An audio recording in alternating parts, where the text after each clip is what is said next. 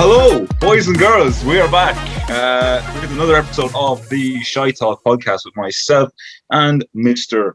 Aaron Kelly. Aaron, how are you doing, mate? I'm good, man. I'm good. As we were just saying beforehand, living the dream. As always, being a Chris MD or Rota Show wannabe as well as we back to mode. I actually was going to bring that up. You didn't mention it, but I was going to bring it up there. Certain comments were made on a TikTok. Yeah. I have to say, I was chuffed because I was just standing in the goals. I was doing nothing. Yeah. The question is though, which one of us is Chris and which one is Harry? I think that's the biggest question we have to ask here. I think, and I don't mean to cause offense when I say this, I think you're Chris MD because you've got the natural footballing ability. Okay. I'm a bit Rota because I'm dodgy. I could be class or I could be absolute poo, mate. At Rota Show. Yeah, no, listen, Rota Show, mate. That's not. I don't mean to be offensive, but Harry's actually banging. Actually, now in front of him, he's doing bits. He's always been doing bits. It was a funny comment though, and I don't know. Like, was it? I think it was supposed to offend us, but I don't know for certain. I think it's though, like, even if it is meant to offend you, like, surely there's something else you can say. Like, I was thinking there, like, it's no more than yourself. I was kind of thinking, like, what was the point of that? Yeah, I don't know. It was literally, if you haven't seen me TikTok, lads, it's one of the ones where we were doing dizzy penalties that time, for the Sunday League challenges or something like that. And yeah, someone just left a comment saying that myself and Jack are Chris MD and Rota Shaw wannabes, which, to be honest, I think is a compliment because as I said in my tweet, I feel like it shows that we're doing something right, because I think you and I both know, mate, that, you know, when I started YouTube and, you know, when we started making football videos together, those were the kind of people we were like trying to base our videos off, because, like, you know, they're the absolute goals of the game when it comes to, you know, football content on YouTube. So thank you to that commenter. But yeah, anyway, Yeah, we move. We've got a couple of things to talk about here today, mate. There's been a lot of news circulating around in recent times, and I think the most recent thing that we can talk about in the footballing world, first of all, is the biggest transfer of all time, because Lionel Messi has only today just joined Paris Saint-Germain for a free transfer after Barcelona were unable to renew his contract. And it's a day that I never thought would come, like Messi leaving Barcelona. Like, it was absolutely. What was your reaction, mate, when you first seen that he wasn't going to be continuing? Yeah, see, no more than yourself, and I say no more than anyone actually that is like following football. Like, you know, obviously there was a potential deal, or there was I don't know what the exact words they used were, but it was something like both parties were happy to accept a proposed contract or something like that. And then when they went to get pen to paper, obviously it fell through. But no more than yourself, I fully agree. This is the biggest transfer story, I'd say, of recent years, definitely. Like, people will argue, oh, you know, Ronaldo moving about. I mean, listen, Ronaldo's moved his entire career. We're talking about a man who's been at one club and not owned a man. Never mind a man. This thing has been Barcelona, this absolute animal, and now he's actually moving. And I'm not gonna lie, I was a bit sad, actually. Do you know what I mean? Like, because it was like when I came out, and obviously you're reading all this stuff, like Messi obviously wasn't happy. I think only yesterday or the day before it was the press conference addressing it. He was very emotional in that. I mean, I suppose it says a lot as well. He was looking to take a pay cut in the original contract that they had drawn up, such a massive one as well. So, look, I feel bad for Messi. I think Barcelona have done it to themselves, though. Yeah, massively. And I agree with you when you said, like, it is sad. Like, we talk about Barcelona being a mess and Messi deserves better. Like, I've been saying this for many years now, but now that he's actually leaving Barcelona, like, this is like a staple of your childhood type thing, like Messi at Barcelona. Like, it's just a thing that, you know, it's meant to be, sort of thing. Do you know what I mean? And yeah, the fact that it happened in such a bad way, and he hasn't been given that chance to properly say goodbye to the fans at the new camp, like after a Barca game or something like that. It's happened because of Barcelona's financial incompetence. And I was only looking, funnily enough, at Barcelona's like recent transfers over the last couple of years, and it really does say a lot as to like why what's happened has happened. Like they in the last like 3 or 4 years, they've spent 100+ million on 3 different players, like, and they're 3 stinkers as well. Like fucking. I was actually going to ask you. So what? That's Dembele, Griezmann, and Griezmann, and Coutinho. Like you think about that as well. Like how, like Griezmann, he's not the player he was at Atletico. Dembele, I've never seen Dembele have an amazing game or how much he was hyped up to be. I know he's had injuries and all this stuff, so fair enough. And Coutinho, everyone knows the stories of Coutinho now at this stage.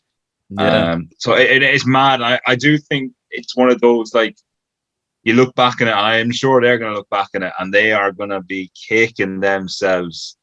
This is transpired because of, like, in fairness, at the time, you probably would say they were, like, good transfers and, like, they were players in good form and all this stuff. So I suppose it made sense, but for what they're losing after what they got, you know what I mean? Yeah, it's not worth it. It's very difficult now. Obviously, then as well, with this, I just completely off the wall, and I don't actually know if this is true. You might actually be able to add a bit more into this. Sergio Aguero allegedly trying to pull out of his deal and his contract at Barcelona in the midst now maybe of Messi leaving, which again says a lot about the influence Messi had at Barcelona. Yeah, absolutely. Aguero signed because of Messi. Like, he wanted to play with Messi. That was the whole like reasoning behind it. And he's after getting. They played some preseason friendly against Juventus the other night, and surprisingly enough, won 3-0. But Aguero picked up a calf injury, very conveniently, that has ruled him out until November. And I've heard the talks that you were saying as well, mate, that he's given out about, he wants to get like lawyers involved, he wants to get legal with it, because apparently Barcelona aren't honoring promises they made in their contract. And I think that big promise is that Aguero was meant to play with Barcelona to play with Messi, and it's such an absolute mess. But like, I think Aguero as well is one of those transfers. It's a silly one because they had Luis Suarez, who's the same age, or like maybe a year or two between them. They got rid of Suarez last summer, and they've brought in a player that's like the same age as Suarez was when he left, or something like that. Yeah. So again, it's just another waste of money. And that Aguero story is very funny though. Like, I can't lie. Yeah, no, and I fully actually agree with you what you're saying there. Whoever's in charge of dealings at Barcelona, and whoever is like the director of football there, honest to God, what is going on? Like you say, Luis Suarez, like he is almost the perfect striker. Do you know what I mean? Like, he's one of those, like, even if he doesn't score, he makes those runs, he makes space, he does really everything. Like, and no offense to Aguero, like, in all respect to Aguero for what he's done, he's been an absolutely unbelievable striker in the Premier League, and credit where credit is due. But I think, could you really replace him with Luis Suarez? And that's, I think, where they're at now. I mean, you look at it as well, they've got Memphis Depay, who, in fairness, actually in pre-season has looked very good, very sharp. But again, like you said, I think you summed it up best in your video talking about, I think, potential Messi leaving, that La Liga is in a stinker at the moment. Like, it's very hard, I think, to be attracted to La Liga at the minute, and like in particular Spanish clubs. Yeah, 100%. Like, think about this, mate. PSG now this summer have gone and bought the Real Madrid and Barcelona captains, Ramos and Messi, for a combined total of £0. So it's like, how has this side managed to do this? But yeah, I agree. La Liga is bins, and Barcelona in particular is a mess. And you were talking about like the background staff and the directors of football or whatever. This has been a problem at Barcelona for years now. They've recently got rid of Bartomeu, who was the man that was previously involved with all that kind of financial shit. They brought back in someone in Laporta, who was the director of football or whatever role he has. He's the president of the club. He was that president when Barca were in their real prime years under Pep Guardiola and that kind of stuff. So, like, bringing someone back in like him should get them back on track, but it's going to be a long process now, because you think Barcelona have lost a lot of money this year anyway because of the pandemic, like every club, really. But you can only imagine, like, Messi accounts to like 50% of their like revenue. This one player. Facts. Because it's jersey Messi. Sales and everything. When you think about it, jersey sales, ticket sales, people coming in the turnstiles on a Saturday or Sunday to watch Barcelona play. I'd say 90% of them are there to watch Messi and not the team. Like, 100%. Honestly, you're dead right. Like, do you know what I mean? Like, I mean, honestly, if we were being honest, mate, if Messi went to, no, this would never happen. If Messi went to the English Premier League, like, we would have first people, and I saw loads of people as well booking those tickets, trying to see him play, like, in the nearest club to you. Like, he's one of those players, like, you have to see in person before he goes. Like, do you know what I mean? Yeah, 100%. And like, even myself at this point, I'm already plotting, right, can I get over and see like Clarence and the boys over in Paris, and can they sort me out with a ticket to go watch Messi with PSG? Like, I'm already plotting this in my head, man. Like, I want to go see Messi play in Paris. And I'm sure that's going to be the same for a lot of people who are actually living in France and are Paris Saint. They're going to actually gain a lot more Paris Saint-Germain fans around the globe just because this icon is playing with them. Barcelona will lose a lot of fans around the globe because Messi's gone. Do you know what I mean? Definitely. I think now, though, the question has to be raised now. Like, I think we can both agree, barring an absolute horrendous season, PSG will win League One or whatever it's called. I can't remember the name of it.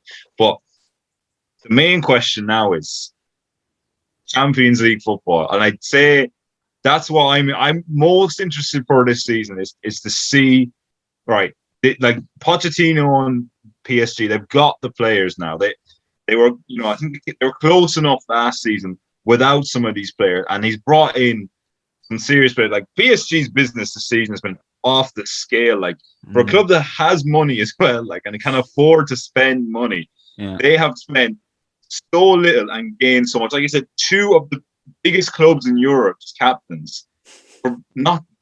And not even saying that is insane. Like, you go back 2 or 3 years and you had said, we get like Ramos and Messi, you could have put any amount of money on the table, and them clubs would have said no, out and out, not a hope in hell, man.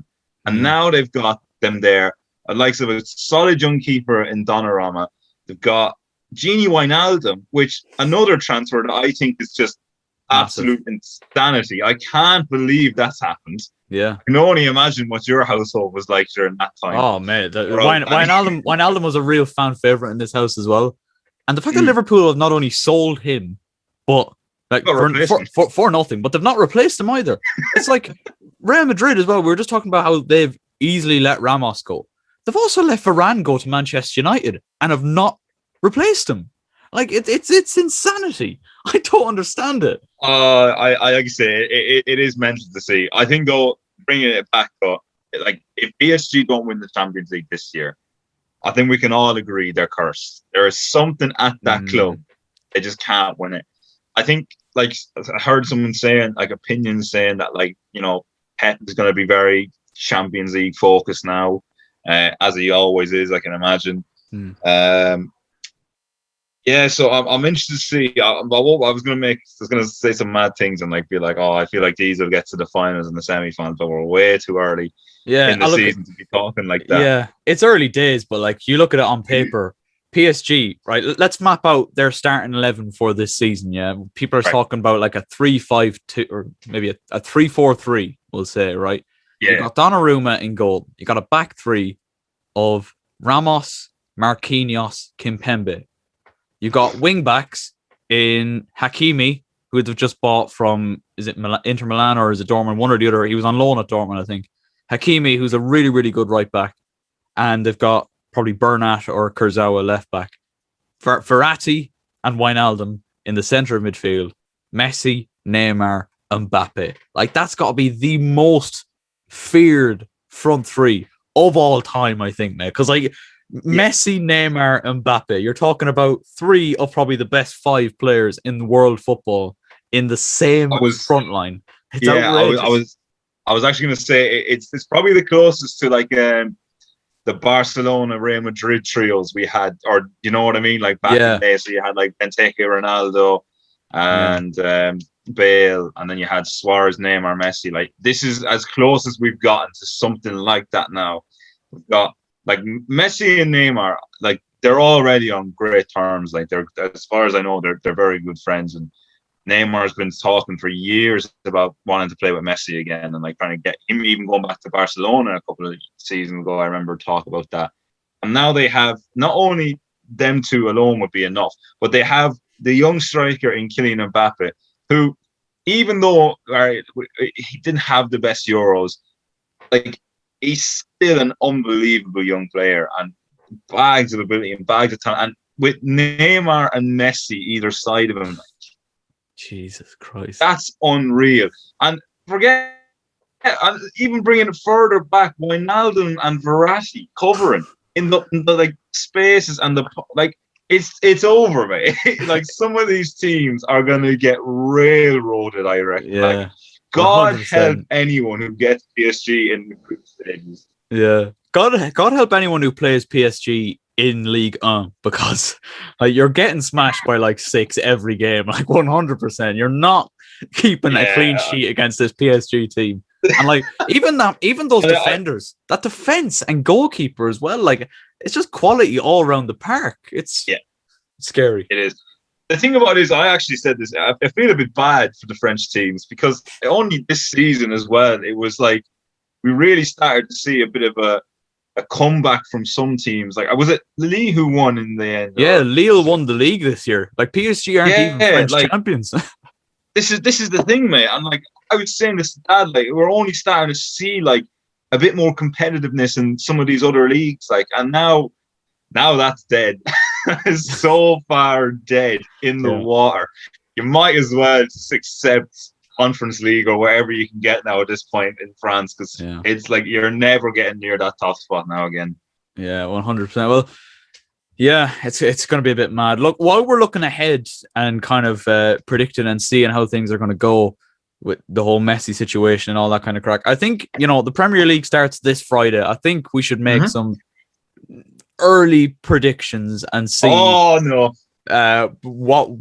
how far off we're going to be. I am going to make my predictions video probably tomorrow or the next day anyway, but I'm just these are just going to be me kind of spitballing ideas, and I want to hear what you have as well. So off the bat, I'm going to do a bit of research as well. Now, by the way, boys, while we're recording this podcast, we have not done any research about who's been in good form towards the end of the season, not this, that, or the other. Or, there's even some transfers that you probably wouldn't have heard about, because they're not the biggest teams or whatever. And considering the transfer window we just had, it wouldn't be surprising if you didn't hear about their transfers. But who do we think is going to get relegated, first of all? Because, like, we have 3 promoted sides back in are Norwich, Brentford, and who's the other one? See, this is what I'm on about. We don't have our research on. Hang on, let me open the Watford. It was Norwich, Watford, and Watford, Watford and Brentford, So I'm going to just throw one straight off the bat right now. Okay. Norwich City are getting relegated. Okay, I'm not gonna I'm not gonna piss about like the last time and say, I think Norwich have some good player. Pookie's quite good. No, Norwich are finishing last. All right? Bottom. No hope. Just gone. To be fair, I understand that, because Norwich, like every season Norwich come up, it's just almost like, right, good luck to you. We'll see you in 2 seasons, Yeah, they're the classic yo-yo club. It's like once they come up, they cannot stay up and sustain it for a season. Like there's just something within the club. Like they're the classic. Like when they get relegated, they're always up the top of the championship the next year as well. I don't know how they're serious in the championship. Like they're actually class in the championship. But whatever it is, like you say, when they come back up, pants, man. Fucking terrible. I don't know if it's to do with like recruitment or whatever. Like maybe they don't have the financial backing that other clubs have. But Norwich are pants. They're getting relegated. That's what I'm gonna say. Sorry, Imagine if Norwich not, fans. imagine if Norwich somehow stay up now and this clip gets Lad, viral. honestly, this would be the one time us talking about it and belating them, right? Get ready for in 9 months' time when we come back to this video. And it's like, Yeah. oh, Norwich are like 15th. Yeah. I think it could be a struggling type of year for the likes of Burnley and Southampton as well. Because Burnley in particular, they've been around quite their form wasn't particularly great, I don't think, between towards the end of the season. And you always feel like they're gonna go down, but they always somehow pull it off. I'm just thinking maybe this year might be the year Burnley go down. And as for Southampton, my biggest reason behind them, they've just lost Danny Ings, man. Out of nowhere. Yeah. Aston Villa came in and signed him, and I don't know. I don't think they're going to have that really good centre forward to get them out of deep shit, because I don't think the rest of their team is that good overall. No. I think Brentford will be down there as well. Yeah. Yeah. I'm gonna. All right. So for yes, that was your three, wasn't it? Yeah, I've said 4 there, but I've just kind of spitball. Yeah. Right. I'm gonna say Norwich, and I'm gonna say. Fuck. Okay. Right. Before I do my research, I'm gonna say Norwich, Brentford, and Southampton. That's what I'm gonna go for. That's what I'm gonna go for. So Watford to stale. I'm gonna say Watford, yeah, not because I watch Ben Foster's YouTube videos and I think they're really good, but yeah, we're all a bit sweet on Ben Foster. So are you saying that then Watford, do you think they'll obviously it'll be close. Usually relegation race is very close. Do you think they'll finish just above, or do you think they'll be hovering around 15? Yeah, kind of like a safe enough type thing. Yeah, I think we're going to look at it and say, I think they'll be close. I think they'll be very close to getting relegated. But I think you'll have a couple of teams like that. You'll have your Burnleys, Brightons. I think Newcastle are going to have a shit season, but somehow, they had a shit season last year, but somehow managed to finish 12th or something like that in the end.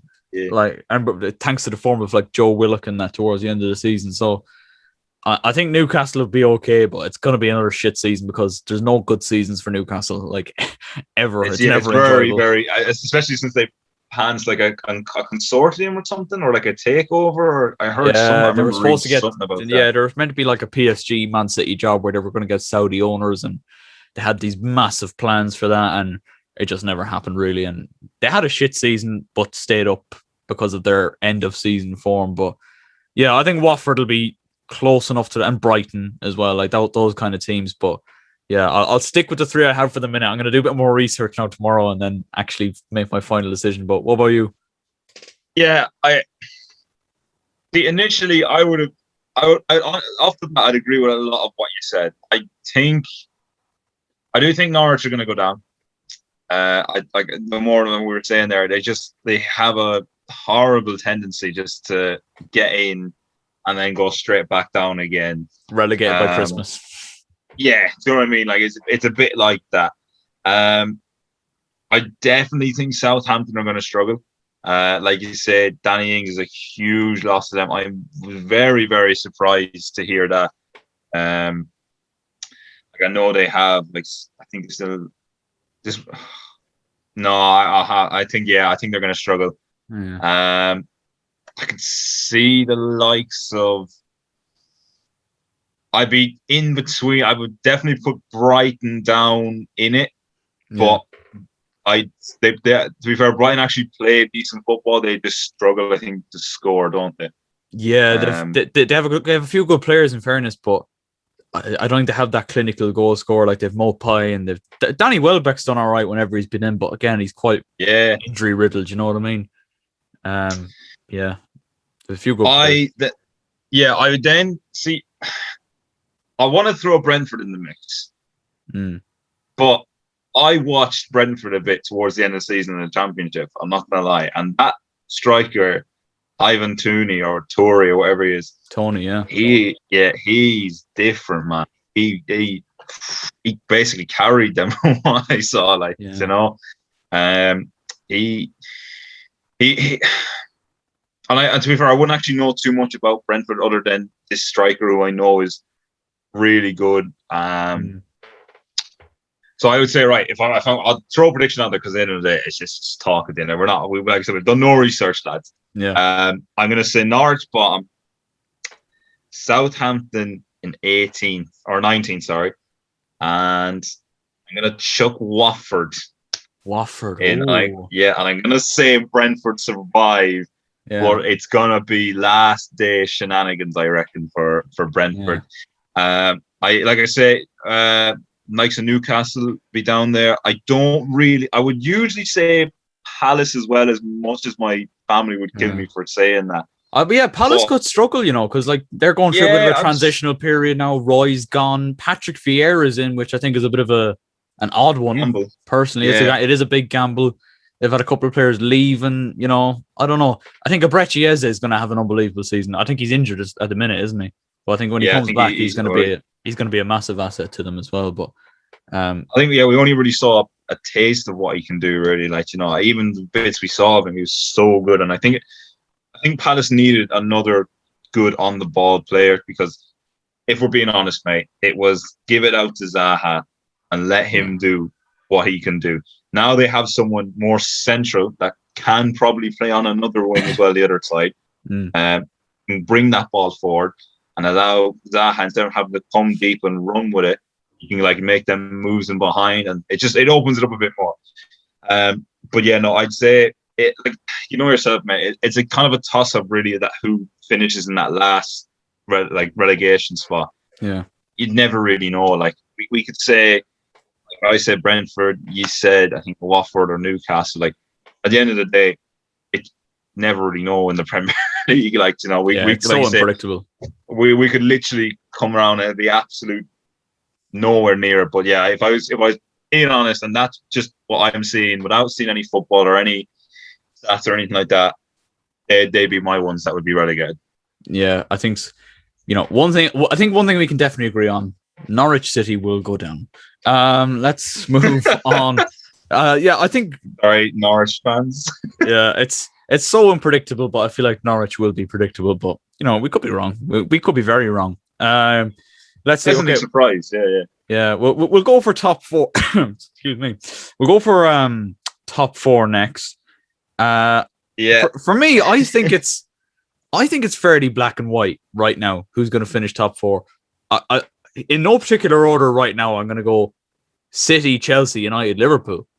To be honest. Oh shit! Okay. I was not expecting that. In no particular order, I think it's fairly City, United, Chelsea, Liverpool. See, I don't know who's going to finish where. We'll talk about that in a minute, but I think those are going to be the four, mate, because I think Arsenal are bins. Arsenal are trash. Spurs, is an absolute mess at the minute because you got Harry Kane there who doesn't want to be there. Apparently, Nuno's come in, obviously, and apparently he's going to be, he says that Kane is up for selection for the weekend. They're playing City on the first week. They were looking for Lautaro Martinez from Inter Milan. That looks like it's fallen through as well. I think Spurs could have a bit of an Arsenal season, but I do think they'll finish above Arsenal. I don't know what positions though. I think Leicester and Villa will push for the top six, personally. Oh, sorry. Hang on. Switch the light on. It's not going to be too much, actually. Oh, no, it's not too bad. Sorry. Technical difficulties there, lads. A bit of lighting. Yeah, no. I think Leicester and Villa, I think, will push for the top six. How close for? I don't know yet, but I feel like Villa will have a bit of a lead season. Do you know what I mean? Like they made some serious signings, like Leon Bailey was one I never saw coming. Yeah, that was a very out of the blue, and Danny Ings is out of the blue as well. Yeah, there's just, and I think they only recently heard they got Twanzebe back on a loan as well, which is another solid defender, European experience lad, Neymar pocketed, serious lad. I'm never gonna let the boys forget that. In terms of top four, I think you're dead right. I think it is going to be City, Liverpool, Chelsea, United. Like I said, no particular order at the minute. I just think, obviously, the thing is, like you say, Leicester are a bit like that. They're kind of up there, and then it kind of slips away from them a bit. Yeah. And then they end up just missing it or something like that. And again, no disrespect to Brendan Rodgers, because I think he's done a serious job since he's been there. Like, I mean, he's bet City in the Community Shield there recently now. Yeah. Penalty or not, whatever. Like, it's still a win in his A win books. is a win. Exactly. And I fully agree with what you're saying about Arsenal and Tottenham. I think Arsenal at the minute, God help them. That I honestly, it you know what? As much as we take the piss, you would feel bad a bit at the same time, because like it is a horrible situation there at the minute. Like, I mean, it's so difficult to persuade talented players, which they need, experienced players that they need to come to that club at the minute. I don't think they're in Conference League this year, are they? Or did they make No, Europe? they actually didn't make Europe at all. They didn't even make it. It's actually Tottenham that are in the Conference League. Right. Okay. Well, I mean, there you go. That's answered the question for you, mate. They have no European football to play. If you're being honest, if you were anyone with a brain and you were saying, are they going to get top 4, even top 5? You'd probably say no. They're just an absolute turmoil at the minute.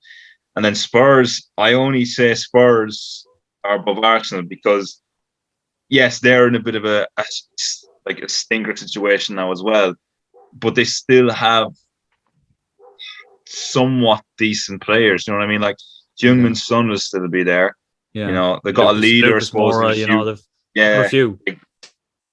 Like they have players. Like, I mean, Arsenal at the minute, like, you look at that squad and you just think, like, who is their leader? Like, do you know what I mean? Like, who's the voice in the dressing room? Like, I can't see anyone who's as commanding. Like, take the piss out of David Luiz and like all of these players. Like, you want, like, at least you would have said, at least they would have raised the voice, like, you know, said something about. But yeah, no, I agree with you, and I think the top 4, like you say, is very self-explanatory. Yeah, and I think one team we didn't mention actually is West Ham. Do we think they'll have as good a season as they did last year? Will they finish above Tottenham and Arsenal? That's another question we've had. like we don't know. They're quite a good team. Obviously, Jesse Lingard has gone back to Man United, and it doesn't look like he's going to be going back to West Ham at all, or leaving United at all. And like, will they be as good, or will they fall off a little bit? That's another question we've asked as well. But I think Leicester and Villa, and possibly Leeds, will be up to being like the chasing pack. I think Wolves will fall off a bit as well. They didn't have a great year last year either. But I think there was like Jimenez and all them, like, they had that kind of instant, and it wasn't really the same Wolves side that we've seen. Do you know what I mean? Like, it was very, like, I don't know what the word is anymore. Do you know? Stale. Do you know what I mean? Yeah. Do you know what I mean? Like, there was flair in that squad at one point, like, and there was pace, and there was like attacking football, and it was a bit disjointed and a bit stale at times. You know what I mean? Yeah, 100%. I think the big question we have to ask now, mate, who's going to win the league? Because we've got 4 teams that we said that we think should be nailed on for top 4: Manchester City, Manchester United, Chelsea, Liverpool. We go to Man City first. Absolute cakewalk of the league last season. Unbelievable squad, unbelievable depth in their squad. They've signed Jack Grealish as well. There's still the possibility there of them bringing in Harry Kane on top of that. And they've got one of the best managers who just knows how to win football matches in Pep Guardiola. And they've dominated the league over the last decade. Do we think they're going to add another? You've got Man United then, who have brought in some really, really good talent. Jadon Sancho, Rafael Varane, 2 signings that you really, really did need. Two signings that really improved the whole team as a whole. Because you got Varane, who's got that experience of winning Champions League titles with Real Madrid. You've got Sancho, a very exciting young player coming up back home from Borussia Dortmund. Like, where I said in my video that I didn't think United necessarily needed Sancho. I think it'll be one that'll lift the players and lift, you know, the fans as a result of that as well. Then you've got Chelsea, obviously champions of Europe. Still got unbelievable squad. We'll just throw that in. Still got unbelievable squad depth as well. You got Lukaku coming in. You got possibly Kunde from Sevilla coming in, and Thomas Tuchel, a manager as we both praised on the channel before, that just knows how to win football matches, so defensively sound, knows how to see it out.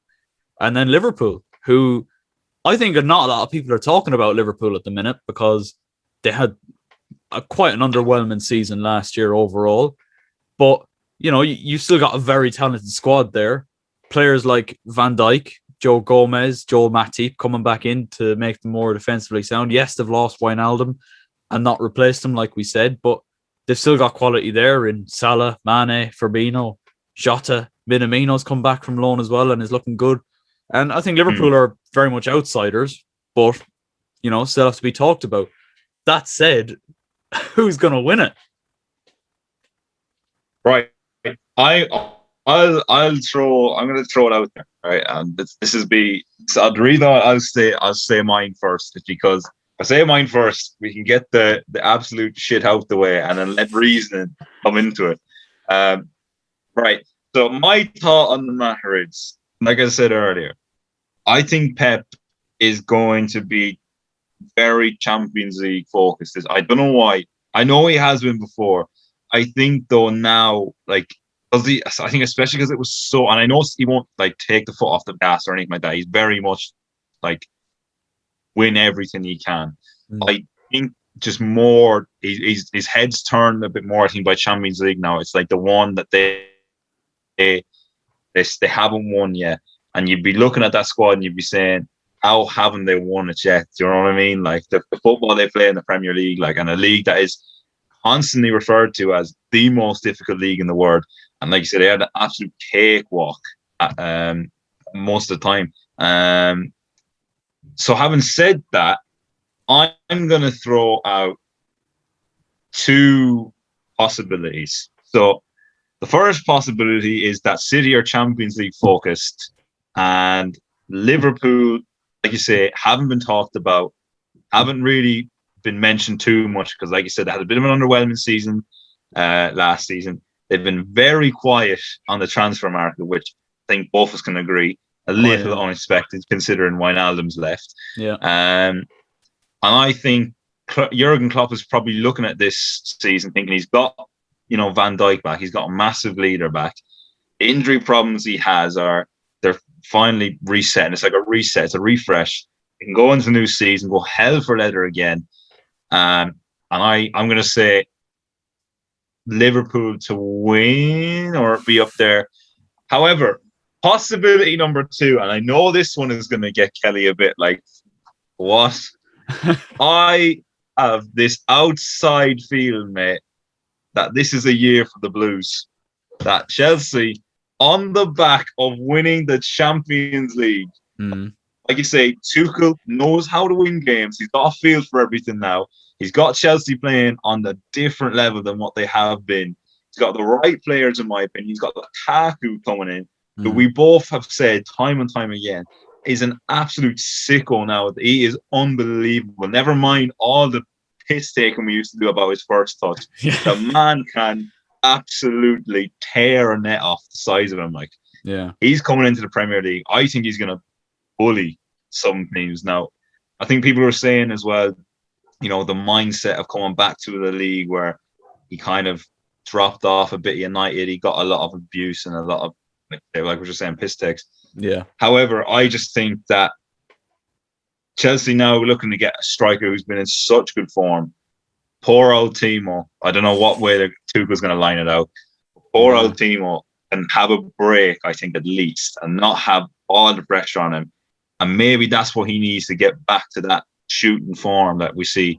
Yeah. And then potentially you have two strikers playing on top form. Like Lukaku's strong and fast. Werner is fast and great on the ball. So yeah. I don't know, mate. You can say what you want, and the comments can say what they want. I think it's an outsider chance for the Blues. Just to say, because we've mentioned all the other teams. I totally agree with what you're saying. That two signs we definitely needed. Varane in particular, we really needed. Lindelof at times just really didn't seem like he's had great moments, but I just don't think he's our main pairing for Harry Maguire. there's been times as well that back line, like I've said so many times before, Wan-Bissaka or Luke Shaw not looking across the line, and the two centre halves are stepping up, everyone Yeah. else is stepping up, and then one of them's caught and it's a passing behind. And like for a team that plays the fullback system where they push on and want to whip crosses in, Varane, who's got a bit of pace to him as well now, as like you say, as well as the experience, will know how to deal with He's very covering quick. space covering space and just letting players drop back, not trying to dive in for this jugular tackle. Do you know what I mean? Yeah, It'll control it and it'll lead it alongside Harry Maguire as well. Very good, but I just don't see it clicking straight away for a title push. I think maybe again up there, touching rims with maybe second place or third place. I don't see them winning the league. Yeah. Well, I like that. You've really bigged up Chelsea there, which I'll also take. But I think it's really exciting. We say this every year, but I think particularly this season with like the summer we've had, these are 4 squads on paper that can easily win the league, and that's something really, really exciting for fans to watch. And I think what separates City and Chelsea from United and Liverpool is, I think, the depth in every position. Because you look at Chelsea, you've got centre halves, you've got like Thiago Silva, Kurt Zouma, Christensen, Rudiger. Solid. You got Reece James, Azpilicueta as right backs, Alonso, Chilwell, Emerson as left backs. Midfielders, then you've got Jorginho, Kante, Kovacic, Loftus-Cheek has just come back from loan as well. Forwards, then you got Pulisic, you've got Mount, you've got Havertz, Werner, Hudson-Odoi, Hakim Ziyech, and Lukaku coming in now as well. And the same with City. You've got incredible depth in every position, where I don't think I can say the same for United and Liverpool. And I think over the course of a season, that is something that I think will separate City and Chelsea from the other two. I still think they'll be up there and they'll be knocking, but especially when Champions League football comes into it, and everyone is playing twice a week, depth is going to be a massive thing. And I think that's what separates those from the other two teams. Who'll win the league? I'd love to be able to say Chelsea. I'd love to be me, as a a fan who won't always not back his team, but I'm very much pessimistic a lot of the time. And I know it's not the way I should be with a squad as talented as Chelsea, but City look very strong. But I hope Chelsea will push them all the way. I just want to see a good title race, to be honest, at this point. I think that's what everybody wants to see. I think everyone is so sick of fair enough, put your hands up when we can all say City play the football that merits them being so ahead in the league. But we haven't had a proper title race. I want a title race that goes to the last day, mate. We haven't had one of them in a long time, and I really want that. Tuning in on Sky Sports or BT or whoever has the coverage, and just flicking between games, keeping an eye on the score, the drama behind that. I don't care who's at it and where it is. If it's not United or whoever, if it's not my club, fair enough. I just want that, competitiveness in a league again. Yeah, absolutely. And I think that's something we all crave, is just that final day drama. And I know it's something you absolutely will hate me bringing up, mate, but the 2011-12 season when Aguero scored that goal to end United's hopes of winning the league, I'm sure that was absolutely heartbreaking for a 12-year-old Grivach at the time. But it was worse as well, because I actually I didn't actually see the game live. We didn't have Sky Sports back then, so I had to wait to the next day. I wake up at 7:35 to watch Match of the Day on BBC One to only see that painful shit right before breakfast. Oh, that hurt, so it did. Oh God, I can imagine that was so bad. But that's what we're talking about when we talk about final day shit. That the table tosses and turns every couple of minutes because there's goals going in. I think that's what we all want. Let us know your predictions, lads, in the comment section down below. We'd love to hear them. Also, should we make a ShiteTalk FPL league? maybe. Oh, the FPL is back. The FPL's back. I've made my team. Actually, a little ShiteTalk exclusive. I'll show you. Actually, You probably need to make your team. I have mine actually there as well. I was reminded there I may have college to do it. Oh, yes. With the college league now as well. So I'm not going to lie, mate. I had a bit of a stinker. It's not even started, and I've had a wee bit of a stinker. Oh, yeah?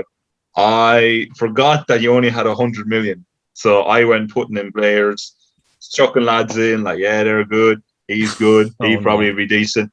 Only to get to like 4 or 5 players deep and be told I only have like 11 million left to fill like 7 spots. Like, oh, no. Bit of a mental one, but anyway, yeah, I have my team up here. So, let's hear it. Have you got yours? Right. So, oh God. Right. So, boys, listen again. I haven't done research. I haven't checked anyone else's team. I've just gone with a bit of a mad one. The back line definitely isn't going to get me a whole lot. I'll say that much off the bat. Right. So, in goal, anyway, we have Martinez and Henderson. Okay.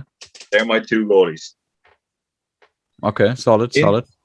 In the defense, I've gone with Luke Shaw, obviously. Right.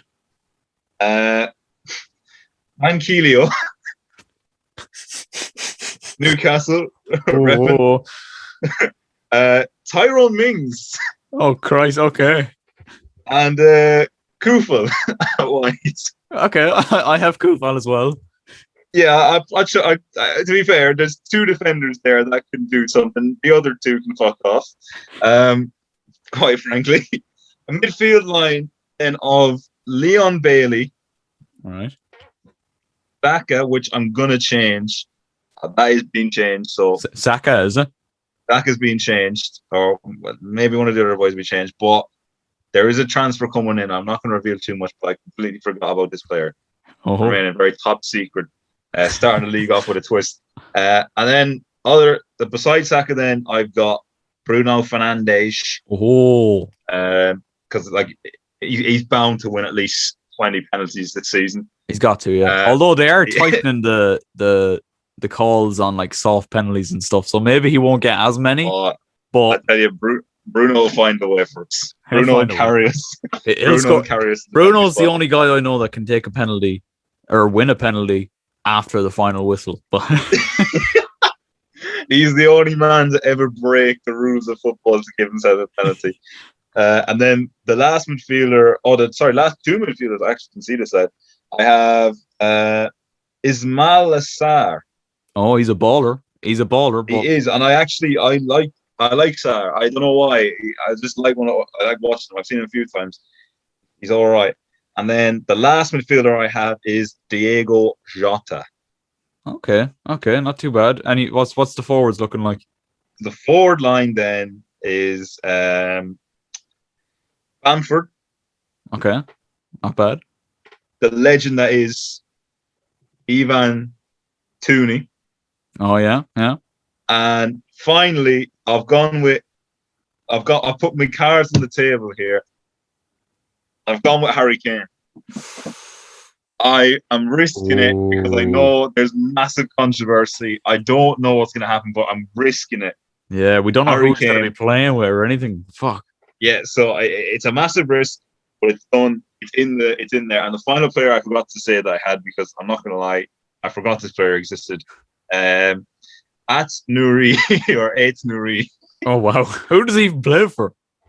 He currently plays at Wolves, apparently. Oh wow, he was definitely one of the 4 million ones at the end when you were running low on the budget. Yeah, no, I had to change the filter to 4 million and just be like, right, chuck you boys in so I can fill this squad up and be done with it. Fair. Right, okay, let's have a look at mine then. I've called my team. What's your team name actually, or do you have a catchy name? I couldn't think of anything, so I just went with Greasy Wax the Great again. Fair enough. Yeah, I was going to do Steve Bruce's protege or something like that, because I was relegation last season, but I forgot to spell protege, and instead of trying to embarrass myself, I was like, screw it, keep it safe. Like, can't start the league off that bad. Like, yeah, my team name is awful. I've gone for Cobra Kai Havertz, as in like Cobra Kai, the YouTube premium series. Yeah. It's not good at all. Well, the series might be good. I haven't watched it, to be honest, but Cobra Kai Havertz, the team name, is not good. But anyway, the team I've gone for the classic Ederson in goal. Back four of Soufal, Luke Shaw. So that's two that we've shared.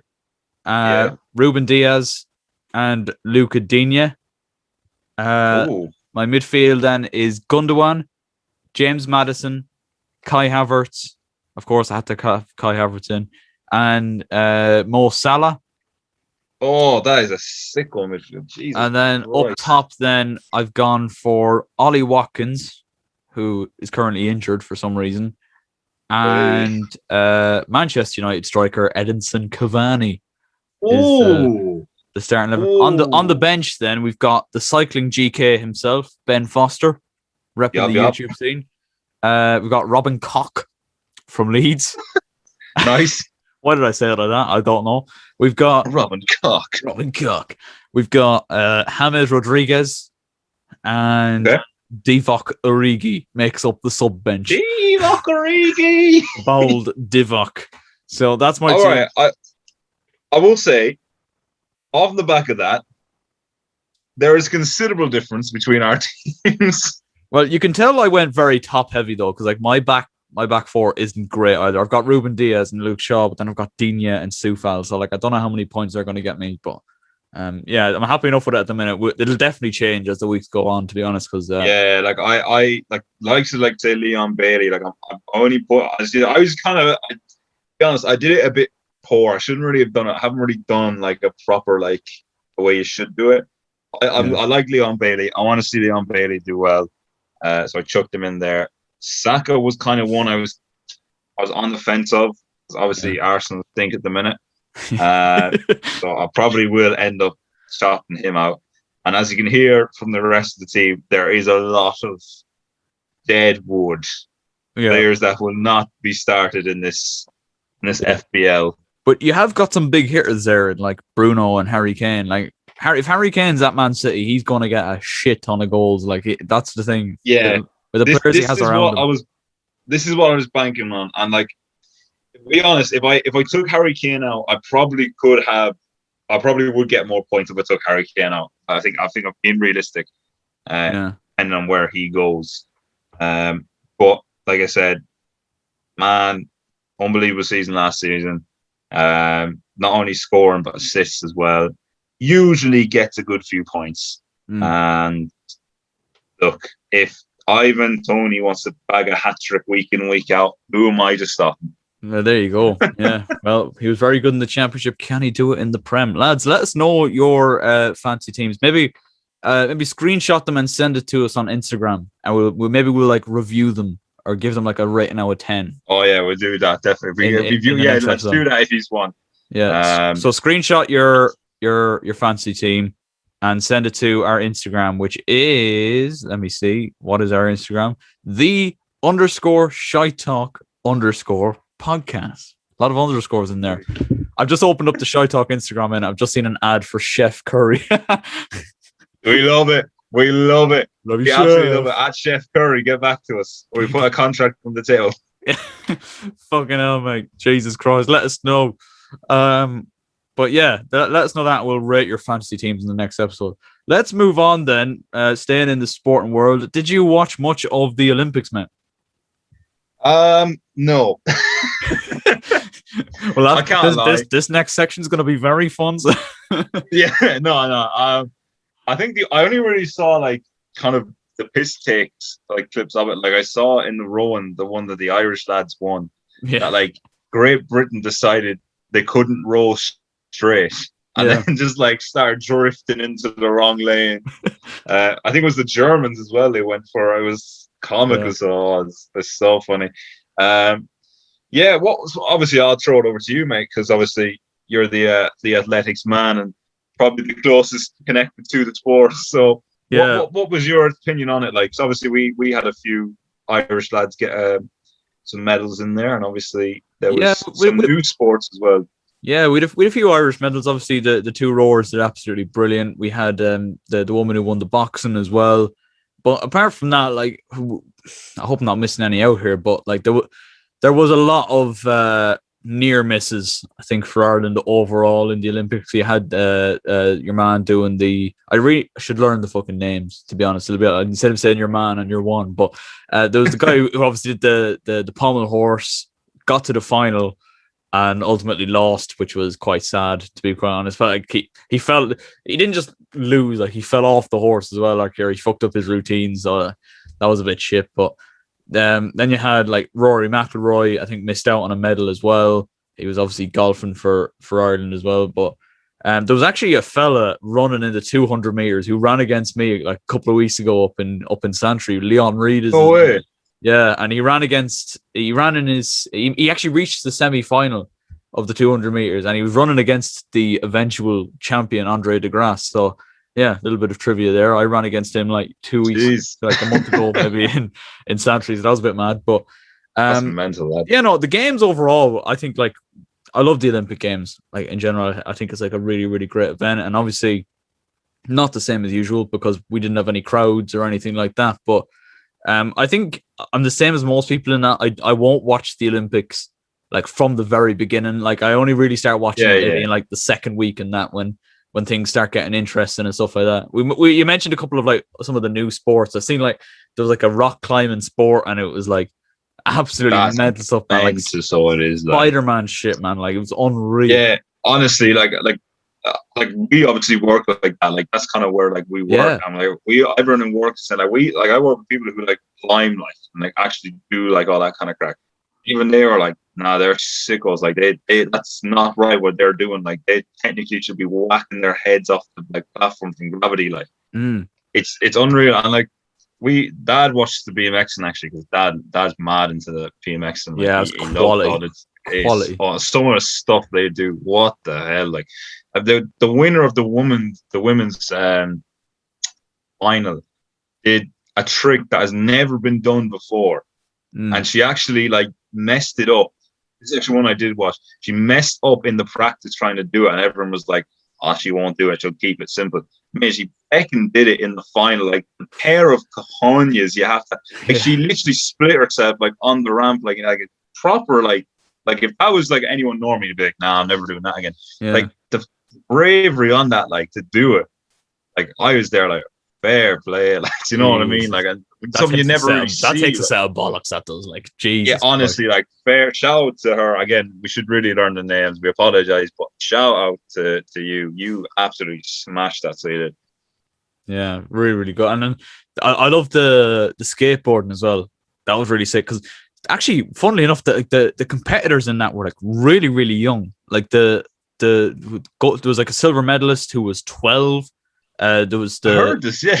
the bronze medalist was from Team GB, and she got a bronze. Like, and she's 13 years old. Like that's crazy, absolutely crazy. Exactly. But I suppose it's a new sport, and this is like the generation of people who are nearly pioneering it, I suppose. But it's a little bit mad to say that you're 12 years old and you've got an Olympic medal.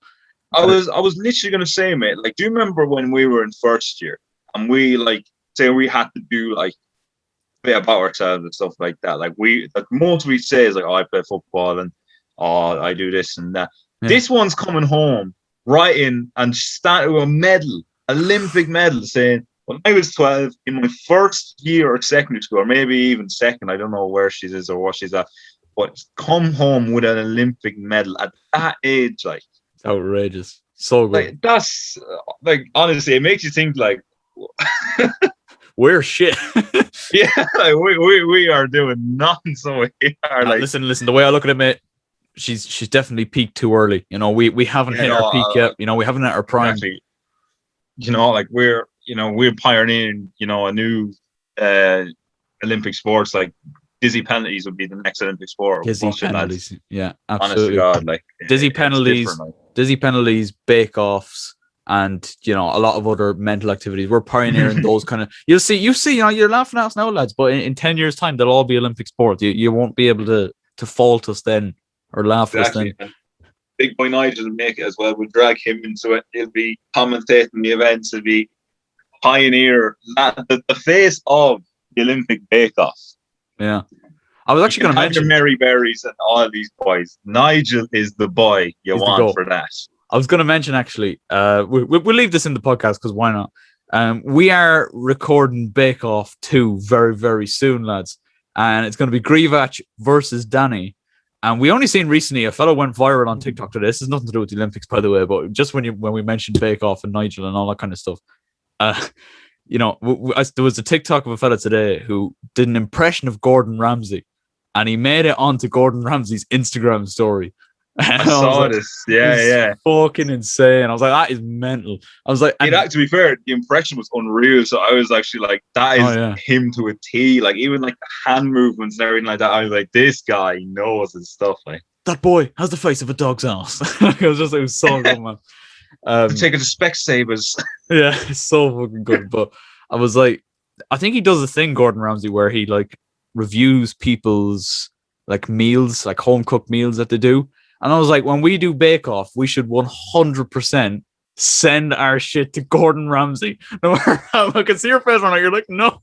No, we'll do it. But mate, trust me, when you see what I'm doing, you'll be like, oh God. I'm really excited to see what you have in plan. I've been bigging this up. Like Kelly came to me with Bake Off like a while ago, in fairness, like, and we just haven't really had, to be fair, like, because we need to buy the stuff. COVID came pretty much when Kelly brought it up to me. Yeah. We can't really be in the same kitchen. There's no point trying to do it on Zoom or anything like that. It's physically impossible. Not going to work.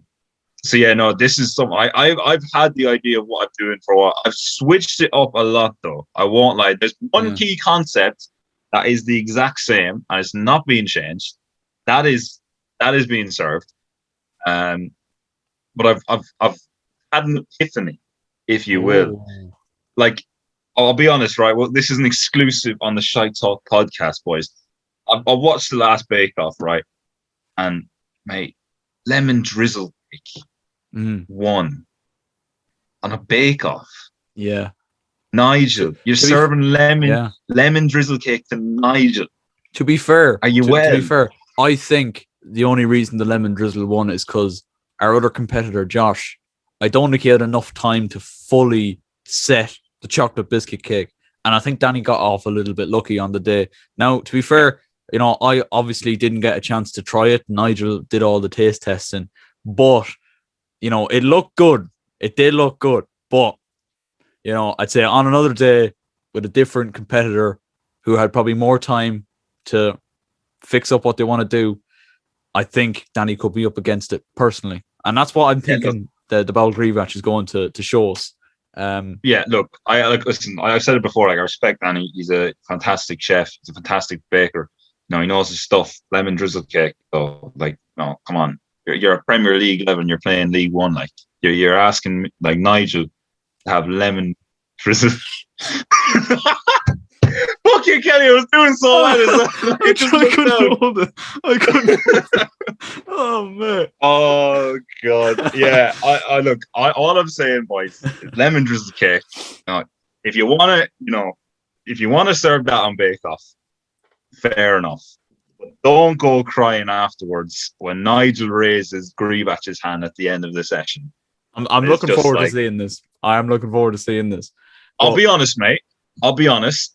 It'll either work perfectly or it would be absolutely cataclysmically terrible. I don't even know if that's a word. It is going to be catastrophically terrible if it fails. Yeah. And it can't, there is no in between with this. This is Grivach going absolutely all out for this. So there's no bang average here. It's either going to be fucking amazing or shit. Like it's going to be one or the other, isn't it?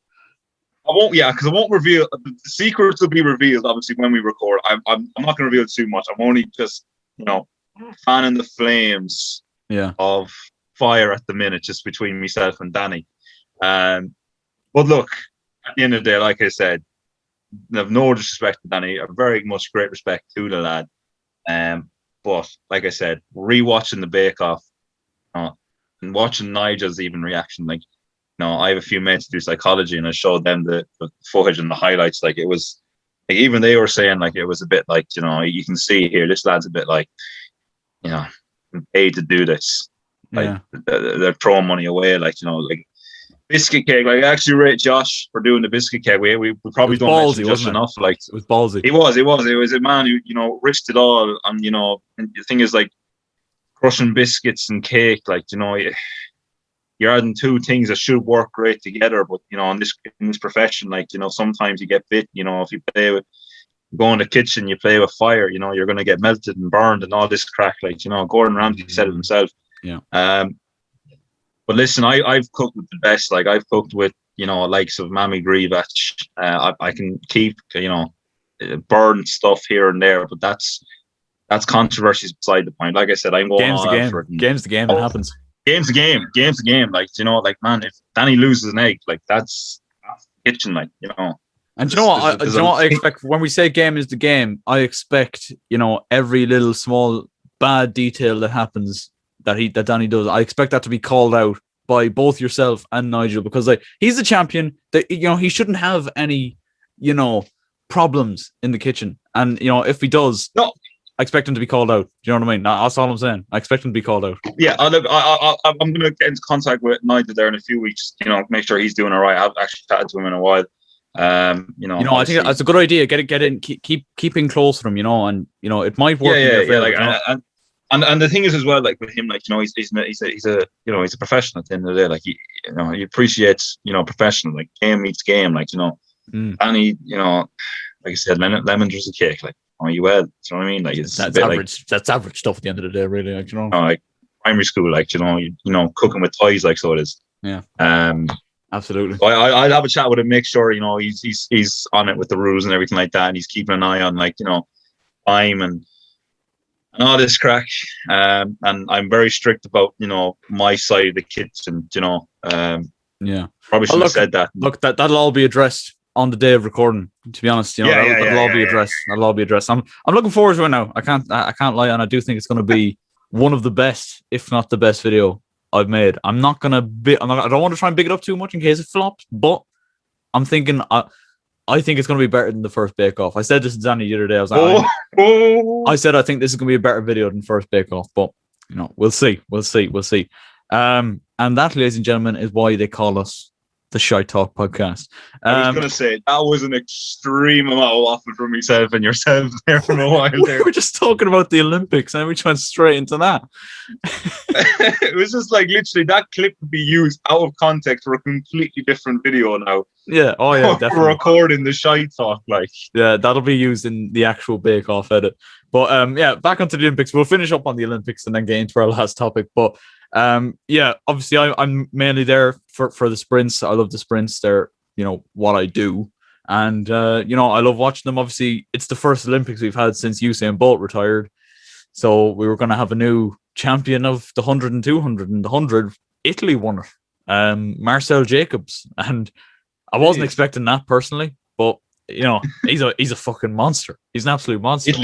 Italy's gone clear this year with competitions in Italy's gone clear. Marcel Jacobs won that. Obviously, they won the Euros and they actually won the relay as well in the Olympics too. They had him unbelievable. And Andre de Grasse obviously won the 200 as well. I would have expected that because I think he finished second to Bolt in Rio. So not surprised to see him do so well. But the Olympics is great. I always love the Olympics, and I don't even though there was a lack of crowds and even though we were kind of struggling to watch things live, particularly at the beginning because of the time zone difference and all that kind of stuff, I still enjoyed it. And, can't wait for the next one, basically. Let's move on to our final topic of the pod. And it's to do with a big YouTube event that happened recently. And it's probably an event, mate, that I think we've been calling out for the last number of years, really. Clash of Creators happened a couple of weeks ago, didn't it? Did you get to see much of it yourself? I'll be honest, mate. I actually missed it entirely, and I was sickened actually because I was actually off the day of Clash, and then I got called to come in, and I think someone had called in sick or something like that. So it's a nightmare. That. I was sickened, but I saw the clips and the footage after it, and I have to say, what an event it seemed like. It just seemed so good, and like it kind of, to me personally, summed up what a YouTube event should be. You know, like it was a mix of you know, big YouTubers, and like it's like we've said it so many times already, but massive props for allowing like smaller YouTubers who, you know, obviously aren't like mad up there at the minute to go and experience an event that, like, you know, experience what it's like to be at that level and like at that and play and meet some of the idols, and like even at the event, players that people that weren't playing, like there was loads of YouTubers that were there. And like I think people were giving out about like the quality and stuff like that. I saw, I think you've seen this as well. Probably Lawrence McKenna's I've seen that. Just not shitty, great, shitty comments, man. Shitty comments. No need for it, really. For being honest, like, you know, like the amazing event, like, you know, and fair play for doing it. And you have to remember as well, like this isn't like Sidemen charity soccer event, like, or YouTube All Stars. It's not like what's the other one? There was Wembley Cup or anything like that. This is just like lads wanting to make an event, you know, and getting everything right, in my opinion, for lads that, again, like I say, didn't have the rakes of money, and maybe in hindsight, maybe didn't have the you know, the glamour and all this stuff, if you know what I mean. Like, again, with no disrespect to Clash or anyone involved in it, like I said, hats off, you have nothing but respect for pulling that event off, because it seemed like such a good event. And no more than yourself, mate, I was actually quite jealous of everyone that got to be a part of it, but in a good way. Do you know what I mean? Like, it wasn't envy. It was just like a bit like, oh, what imagine what that's like. That must be fast for them. Like, do you know what I mean? Yeah, definitely. I think what one thing Clash did that was brilliant was motivating small creators to work harder and maybe get a chance to go to it the next time. I think, to be honest, like obviously, I'd love to play at the second one, but like there's so many other like incredible creators that, you know, will be up for it or whatever. I think no matter what, whether I'm playing or not, like I'm very unlikely that I will be, but I think I'd like to go to it the next time anyway, in like a post-COVID world where I don't know if it'll be next year or when it'll be, but obviously I'm fully vaccinated now and, you know, can start living again. So I'd love to go and experience the second one and watch it there live. It was great to watch it over on the stream, obviously, but I think this year in particular has been great. I think I've met a lot of great people through YouTube this year. Obviously, we did the third time lucky stuff, and a lot of them people were either playing or were at the game or the tournament. So, you know, it'd be great to finally actually meet some of these people for the first time. Like, that'd be unbelievable. But I agree with what you said about like the small creators. It was so great that they gave these small creators, like, you know, your Tom GWs and your Alex Crawfies and your Marley Swarves, all those lads that were picked for it with, you know, relatively small channels in comparison to the other channels that were there being picked, and like just unbelievable. Like, to see those types of channels, like, no disrespect to them, great upcoming channels, and that's the thing, they're upcoming channels. And then you've got like Rota Shaw, Chris MD, Jackmate, like Ramel, Spencer Owen, Pieface, man. Pieface put on an absolute stormer of a performance. What a legend show it was. A man he had a bit of a stinker. He had a bit of a stinker in the final, but we won't talk about that. Obviously, Morg's got the goal. The man in the final. deserves to have Gordon Banks written on his shirt. He absolutely does, man. That save he made in the first game. Wow, what a stop. I was like, holy shit. Who was this? Yeah, who's this Donny? But yeah, obviously, I think everything about the event was so good. I think like Bambino, Becky, Dan Ranty, Ian Aber, they were brilliant at presenting. You had Stumpeg and Mark Gobridge in commentary, like brilliant. Ollie Ball and Jacob from the two boys from TikTok come over and did a little halftime piece as well. Like, the unbelievable. And like I think obviously it was for a great cause as well, in Mind Charity and all that kind of stuff. But that mixture of small creators and big creators coming together as one in the community was like one of just the best things about Clash, and it was so good. They're doing a second one. I think that was pretty much announced. Guaranteed, almost, I'd say. Yeah, and I'm not surprised after the success of the first one. All I'm saying is, like, Tom, Callum, Tamika, everyone involved in Clash, you've got two very willing participants here who would absolutely love to take part in clash in any way, shape, or form, whether that's playing or commentating, even like who knows, like Oh, commentate. That would actually be, could you imagine me and you commentating? Like, I Mate, think even you know, that would be sick. Like, yeah, do you know that whole section just there when we were talking about Bake Off? Like that'd just yeah, be it for like 90 minutes, just us talking absolute shite. Like, yeah. And then we're middle chatting shite. It's like, you know, soccer Saturday is like, oh, they're scored. yeah, Oh, he's scored. yeah. It's like That is what you're getting. goal. You're getting soccer Saturday from two Irish lads. Yeah, What more could you want? Like, you're getting two Chris Camaras at the end of the day, and that's what we're saying. You're getting two Camis on commentary, but I would rather play. But you know, yeah, I'd love to be involved in. I'd love to be involved in whatever way, shape, or form, to be honest. But definitely, and I think the main reason, like as well, like you say, it's just to experience, like meeting the people that like are up and coming, and just like you say, like it's almost a learning experience as well. Like as great as it is playing the event, and as great as it is, like, you know, playing for a cause, and that's the main reason behind it. Like you have so many other positives that are associated with events like this, and this event in particular. Like you said, Kelly, you know yourself, like you've been involved in like live stream, and you've done the grafting and the work for it. But even just for myself, like even if I don't get to play, like to see Kelly playing or involved in any way, shape, or form, like that's mental to see. And like that's what I think, that's what's so good about it, is that it brings like a real sense of pride and joy to not just the people that are involved, but the people that around the people that are involved as well. Like, and yeah, it's such a great event, and like you say, we can only praise it. Like, you know, and there's not a bad thing you can say about it at all. Like, fair play at the end of the day to them boys. yeah, but yes, if you want to get us involved, lads, please do. please, please. Yeah, like I agree. Like nothing bad came out of this event. Like it was only positives, only good stuff come out. That's why, like, when we hear about like the Lawrence McKenna comments and True Geordie comments that were made, I've nothing but like respect and admiration for Brian and Lawrence and everything they've done with the kickoff and their podcast and the way they've grown and their production value and everything they've done.